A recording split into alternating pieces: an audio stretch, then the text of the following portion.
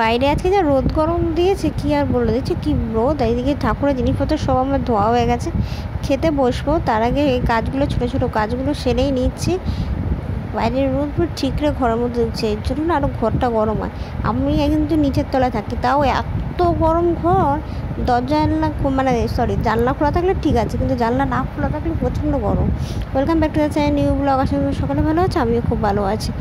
আর গরমের যে কথাই বলছিলাম, তার কারণ এইদিক জানলা বন্ধ করে শুতে হয় না, কারণ নিচের দিকে থাকি। এবার দুতলা তিনতলা থাকলে কি হয়, জানলাটা খুলে শোয়া যায়, কিন্তু এখানে তো সেই ব্যাপার নেই।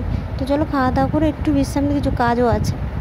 কাজ বলতে থাকে হলো যে কিছু কিছু এডিট করা, অনেক ভিডিও পেন্ডিং পড়ে আছে, সেগুলো এডিট করা হচ্ছে না, আপলোড করা হচ্ছে না। কালকে তো আমি ভিডিও এডিট করে রেখেছিলাম, আপলোড করতে পারিনি নেটওয়ার্ক প্রবলেমে। প্রচণ্ড জিও আমার নেটওয়ার্ক প্রবলেম। এদিকে রাতের জিনিসপত্র জন্য সব কিছু করা হয়ে গেছে, আমি জাস্ট তৈরি করব, খাওয়া দাওয়া করবো।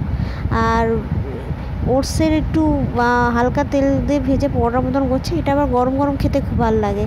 তো চলো খেয়ে নি, টাটা।